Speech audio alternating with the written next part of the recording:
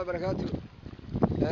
وما سنتهاي مريم سعيد بيلداجي وما سنتهاي مال كيرا يا نفتير الكا نوغدي سي وكما سنتهاي ما هذا إلها إسكالي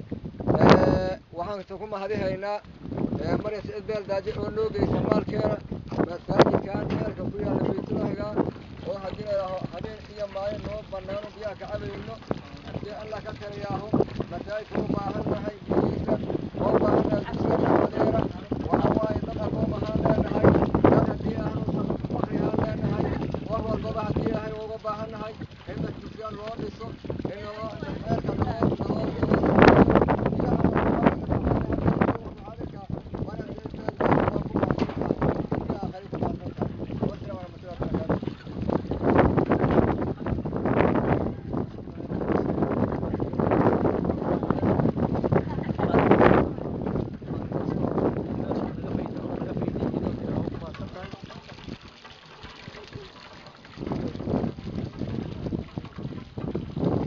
ujeedin waa tuulada Muguurta oo ku nool dad aad u fara badan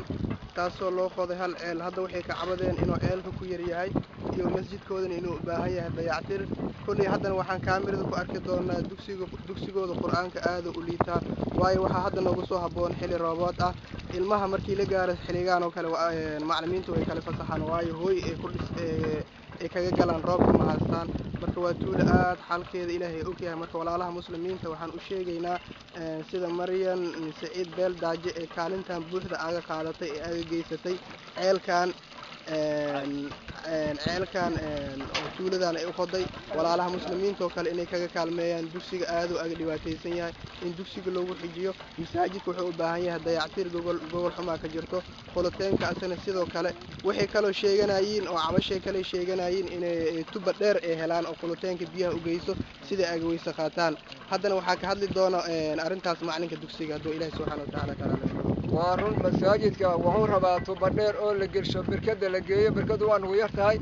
مركز دكسيدا إن لود نسون لود اعتنا ربنا ومهم المهر ربود وكذا درنا وقت وربنا وكذا درنا وكذا فتحنا وادد بادي وددك وادد رفاسة عروت وعرور إسكا عرور يرير اور هذا أواد جيسان روب كأي اور هذا مركز أنت ربنا إن لو كان يأكل كأنه هالكان وحوي مساجد كدافنه هو المهر يوم بتلوج هالكان ديال الاسكت هذا وهذه اسكت حفاية معه والسلام ورحمة الله وبركاته. وما غزم بحاجة وما تتعجل حسن راسي في حولها إذا كانت ميدا الله عافية أنت سويت بلاشان دالجان دافعوا وعرفنا إلى ما أنت يحتفل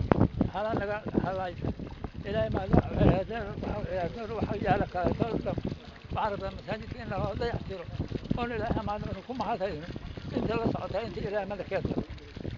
kaasina wuxuu ahaa duqa ugu weyn ee tuulada oo ka warbixiyey baahida ay u qabeen ceelalka biyaha ah marka insha Allah koleeyta haddana waxaan u sii gudbi doonaa dugsiga quraanka kariimka xaaladiisa iyo xaalku sugan yahay